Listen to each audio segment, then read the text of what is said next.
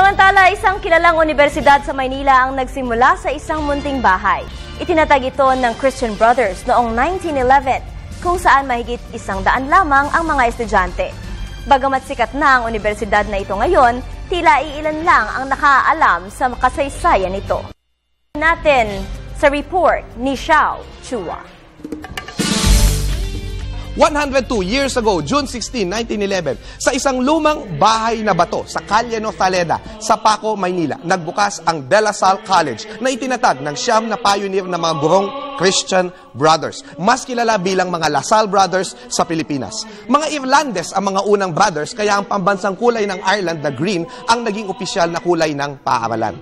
Noong araw na yon, 125 na mga estudyante na ang papasok at madadagdagan ito ng 50 pa sa loob ng isang buwan. Ang mga Christian Brothers ay mga kasapi ng Fratres Scholarum Christianarum o FSC. Mga brother, take note, hindi pare na nag-aalay ng sarili sa pagtuturo sa kapwa, lalo na sa mga mahihirap. Nagsimula sa munting pangarap ni San Jean-Baptiste de La Salle na nabuhay mula 1651 hanggang 1719 sa Pransya at naging patron ng mga guro. Ang isang piraso ng kanyang buto ay maaaring mabisita sa kapilya ng Taft Avenue. Sa paglaki ng populasyon, kinailangan na magkaroon ng bagong gusali. Nagwagi ang disenyong neoklasikal ng arkitektong si Tomas Mapua. Natapos ang gusali noong 1921 at tinatawag ngayon na St. La Salle Hall, napabilang sa 1001 buildings you must see before you die. Ang tanging gusali mula sa Pilipinas.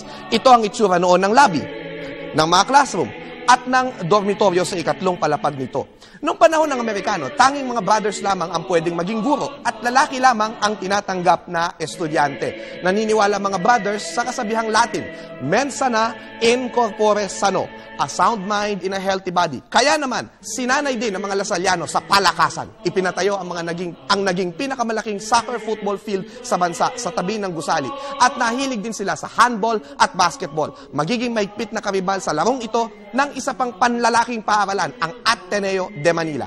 Tumulong sa mga gerilya at nag-alay din ng buhay ang mga brothers upang protektahan ng paaralan nang lusubin at patayin sila ng mga February 12, 1945. Muling itinatag matapos ang digmaan. Naging co-educational o nagpapasok na ng mga babae noong 1973 at naging ganap na universidad noong 1975. Noong 2011, sa pagdiriwang ng sentenaryo nito, 17 na ang paaralan ng La Salle sa Pilipinas. Nagluwal din ng mga dakilang Pilipino tulad ni na Jesus Villamor, Jose W. Diokno, Lorenzo Tañada, Doy Laurel, Danding Cojuangco, Gary V. at Rico yan.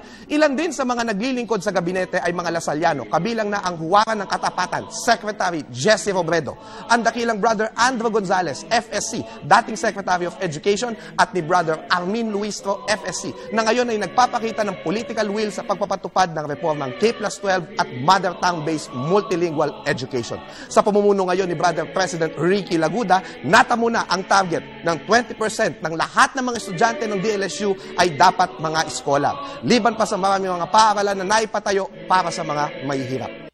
Paaralan man ng mga mariwasa sa buhay, patuloy itong nagsisilbi at naglilingkod sa sambayanang Filipino. Ako po si Xiao Chua para sa Telebisyon ng Bayan.